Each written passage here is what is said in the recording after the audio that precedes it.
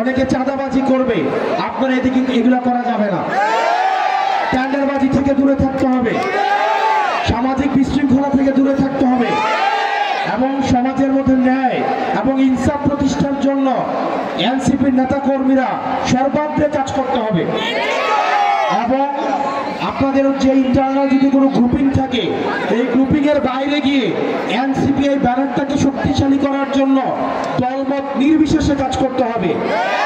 আমরা জানি এই প্রোগ্রামের জন্য আপনারা অনেক শ্রম দিয়েছেন, অনেক ঘাম দিয়েছেন, অনেক অর্থ খরচ করেছেন এবং এই গ্রুপিংগুলোকে একপাশে রেখে প্রোগ্রামটাকে সফল করার জন্য চেষ্টা করেছেন।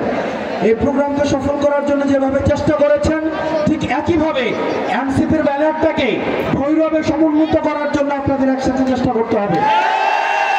এবং এনসিপির যারা নেতা কর্মী রয়েছেন, আপনাদের যদি কোনো ধরনের সমস্যা হয়, আপনাদের সংগঠন করতে যদি কেউ ভয়ভীতি দেখায়, আপনাদের যদি কেউ আপনাদের নিরুৎসাহিত করে, যে কোনো রাজনৈতিক দল থেকে যদি নিরুৎসাহিত করে, আমাদেরকে জানাবেন, আমরা সেই বিষয়টিকে রাজনৈতিকভাবে সমাধান করব।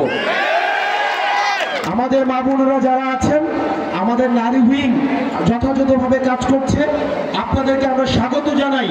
আপনারা জানেন যে আমাদের নারী উইং এ সামান্তা আপা আছেন, নিভা আপা আছেন, ডক্টর তাসনিম জারা, তাসনুমা জাবিন আপাদের মতো ব্যক্তিরা এখানে কাজ করছেন। সুতরাং এখানে নারী যারা আছেন, আমরা চাইব রাজনীতি নারী বান্ধবরা রাজনীতি করার জন্য, যেটার মধ্য দিয়ে আমরা একটা সবার অংশগ্রহণের মধ্য দিয়ে একটা সমৃদ্ধ বাংলাদেশ গড়ে তুলতে পারবো।